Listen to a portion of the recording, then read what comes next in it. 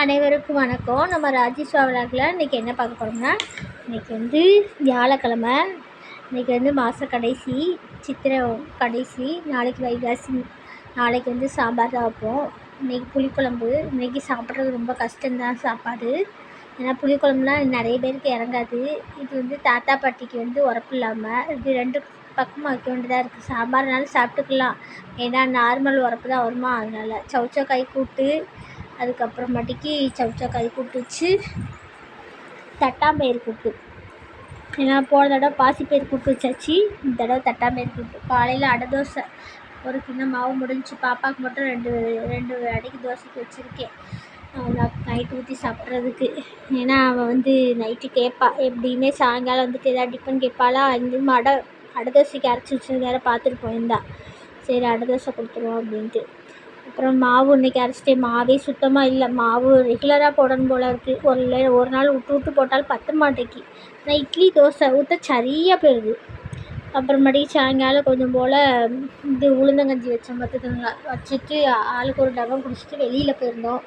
அப்படியே வெளியில் ஒரு இடத்துக்கு போயிட்டு வந்துட்டு வர நேரம் ஆயிடுச்சு. வந்து இட்லி ஊற்றலான்னு பார்த்தா, நாளைக்கு காலையில் இட்லி ஊற்றிக்குவோம். மாவு ரொம்ப புளிக்கலை, ஏன்னா குளிர்ந்தாக்கிலே இருக்கா. வெயில் நல்லா அடிச்சிச்சின்னா மாவு புளிச்சிரும், அதனால் புளிக்கலை. அதனால் தோசை எல்லாருக்கும் ஊற்றி கொடுத்துட்டு சாம்பார் வச்சு தக்காளி சட்னி தான் கொஞ்சம் போல் வதக்கி கொஞ்சம் போல் தான் கொடுத்தேன். ஏன்னா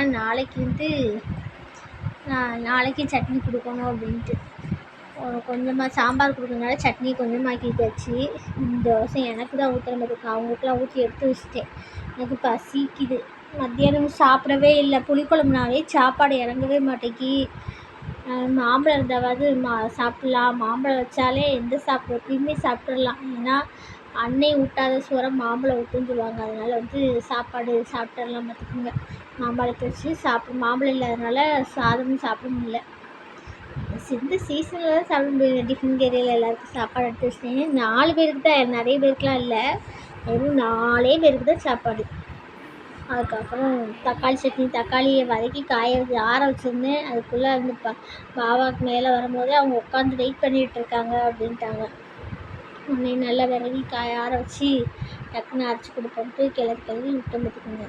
கீழே ஹீட்டாக இருக்குது, மேலே இதாக இருந்த மாதிரி இருக்குது. ஃபேனும் ஓடுது. ஏன்னா இதே வந்து வெக்கையாக இருந்துச்சுன்னா ஆற மாட்டேங்கி, குளிர்ந்தாக்கில் இருந்துச்சுன்னா அரையிடும். இப்படி தாங்க இன்றைக்கி என்னோடய பொழுது போச்சு. வேறு என்ன, தண்ணி வந்துச்சு.